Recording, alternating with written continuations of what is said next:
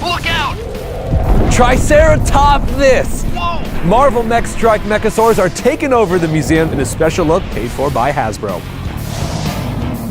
Hello meteorites, Marvelites. I'm Josh Saleh and I'm at the Children's Museum of Indianapolis, where I hear some Marvel Mech Strike Mechasaurs are on the loose. Ultron Primeval and his villainous T-Rex mech are taking over, so it's up to Earth's mightiest heroes to team up with their trusty Mechasaurs to save the world. Grab your blasters, it's time to go prehistoric. First things first, we need an expert at the dig site, and we have real-life paleontologist Laura Rooney here. Laura, thank you so much for being a part of this. Are you ready to hit us with cool dinosaur facts? Oh yeah. I love it. Well, there are massive T-Rexes behind us, and they are gigantic, just like Ultron's personal steed, which is a massive T-Rex unit. Would we be safe out of his reach? Like, we're good here, right? Probably not, actually. So he might not be able to grab us, but he could still smell us from a pretty good distance. T-Rex actually had a very big part of its brain that was involved in smelling, so it has a pretty good range to be able to find anything that it wants to hunt down. Triceratops lived at the same time as T-Rex in the Cretaceous about 68 million years ago. They have these horns on their faces, 2 horns on their brow and 1 on their nose that they could have used to defend themselves against predators like T-Rex. Speaking of defensive weapons, Tony Stark actually has a mech with ironclad plates. Check out his battle-ready mount, Iron Stomper.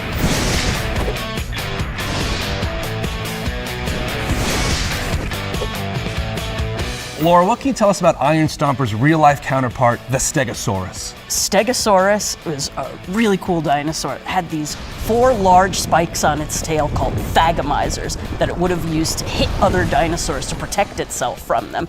And it also has those distinctive plates on its back that, while some paleontologists think they were used for thermoregulation or to keep its body heat under control, other paleontologists think that they might have just been a display feature to show off to other dinosaurs, which for Tony Stark, a flashy feature like that is pretty on point. Well, that's awesome. He chose the right Mechasaur. Absolutely. Well, let's take to the skies, and soaring high above us is Captain America and Red Wing, a mech that helps Sam Wilson with his high-flying abilities and makes him more than a match for any aerial foe.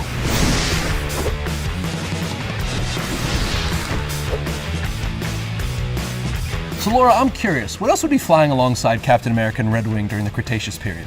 So while birds were around in the Cretaceous period, pterosaurs were actually the animals that were largely in control of the skies at this time. Pteranodon was actually one of the largest pterosaurs with a wingspan of about 24 feet in length. Back on the ground, we hear reports of Ultron sentries in the area, the Raptors. And the museum has a display of a Bambi Raptor. Laura, what can you tell us about these little guys?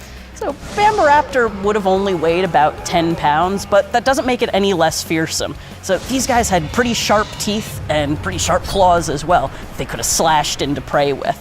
Well, don't worry, because you know who can keep up with Ultron's Raptors? It's Black Panther and Saberclaw. The King of Wakanda and his agile Panther mech make a super swift team.